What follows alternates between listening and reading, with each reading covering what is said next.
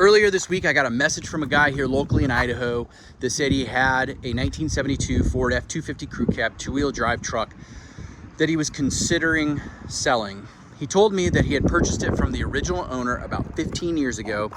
So I made some time today to go out and look at it and was able and fortunate enough to secure the truck. We made a deal and loaded on my trailer, hauling it with none other than my 1971 F250 daily driver. But one of my favorite things to do on these trucks is get a first look. And so let's get a first look together and just walk around it. Now, it's been in a barn for quite some time, so you see the barn dust on there and bird poop. The story was that this was purchased originally from the dealership owner. The dealership owner purchased it, and it was sold as a demo truck. Check out those mud flaps. Now, I don't know if the Marty report's gonna say it was a demo truck or how you even back that story up, but that's what the story was. It currently has no motor, but when the guy that I bought it from the original owner, it had a 360 in it, and apparently it was like its third or fourth engine. I'm gonna go back and pick up the motor and a few other spare parts that the seller had. But the seller that I bought it from ended up sticking these lowered I-beams in there, and his vision for the truck is he was going to lower it and do kind of a hot rod style. And although I'm more into four-wheel drives, I think that would be a great vision for this truck. The truck does have one repaint on it in its original seafoam green, and then someone along the way did two-tone it. It's not a factory two-tone truck, but the paint's clean enough. There's some blemishes here and there, but you know, the paint's not that bad for a driver quality truck. Would be a pretty awesome hot rod. So we'll see what it looks like when we wash it up. But either way, it's a pretty clean truck. Fortunately enough, in Idaho, it's a pretty dry climate. So when you find trucks here that have been sitting outside for a long time, a lot of the times they're not all rusted through. And that's certainly the case for this one. There's a couple problem areas, but that's to be expected from a truck from 1972. So I'll show you some of the typical areas they rust out to. They rust out up here along the roof rails. And this one's got a little bit of stuff here. But oh no, it's really, really dry. Up front, there's a little bit here too. But that could be just from bad prep work, who knows? Hopefully when we get into that, it doesn't go all the way through. The other real typical areas these rot are right here in the corners because the floor pans rot through. And here, there's a little surface rust, but it really seems to be pretty solid. The quintessential area these things rust are the cab corner, or the cab mounts. These are not rusted at all. They look very much intact, and that's a really good sign for a good, healthy truck. When some trucks are real bad, you start getting rot back here in these doors, B-pillar, all that stuff, the cab corners. Although one cab corner that I did see shows a little bit of rust, the other one's actually worse. That's really typical because what happened back in the day is mice found their way into these little nooks and crannies, built little nests back there, and then water wouldn't drain out of the weep holes. So, but man, you look at these doors are actually in really good shape.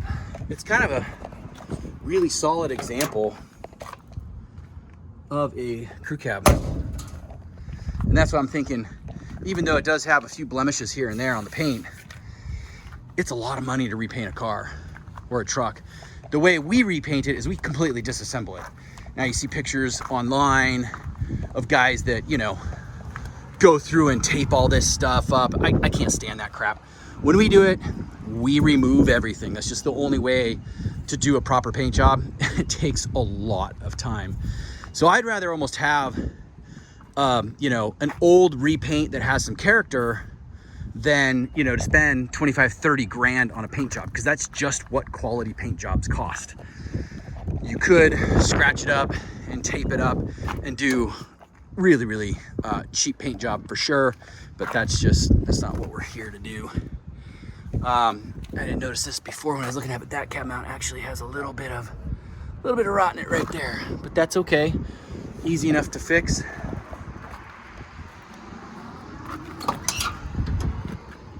Now with the green exterior, came with green interior, which is really nice. Will be interesting to see what we have under here. I say it's really nice, meaning I like green interior. I like the green stuff. All the doors, everything, it's like hard to find green things, but like green steering wheels, green dashboards, all that stuff, super hard to find. That being said, it's one of my favorite colors.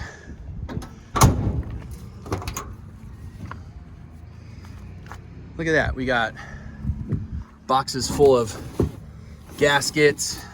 We even got a rain gutter. You can go fix your rain gutters. We got boxes full of parts.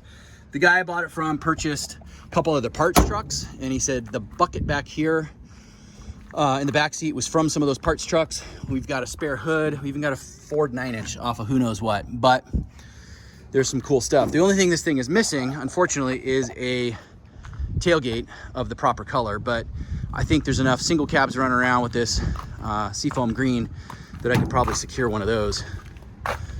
But yeah, I think it's pretty cool. Let's see what we got here. Oh, we got a Ford keychain.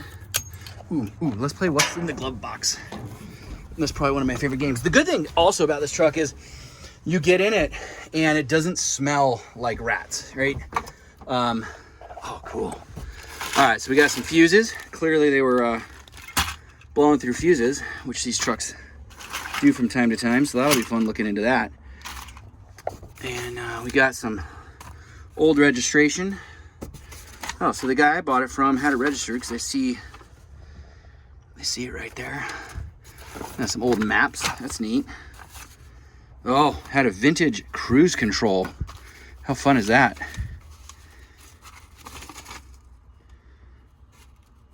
All right, some wiring diagrams. Oh, this is really neat. Look at that. The original truck owner's manual. That's cool. I love looking in these glove boxes to see what you're gonna find because you never freaking know. Oh yeah, let's see what this gem is. What is this guy?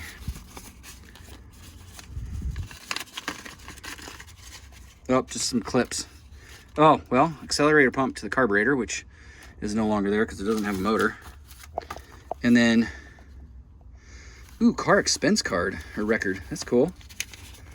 He clearly didn't spend any money on this car. Oh, nope, here we go. That's neat. Let's see if we got some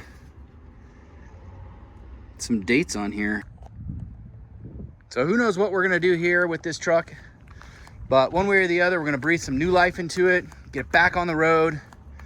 Whether we keep the old repaint on there and make it look good, or we do throw some money into it, put a nice repaint on there, not sure, but one way or the other, I'm super happy with this truck, super happy with the fact that it doesn't have a ton of rust. I love the original color. I love this seafoam green. I think it's pretty cool. So yeah, thanks for watching, and stay tuned, subscribe to our channel for some more stuff.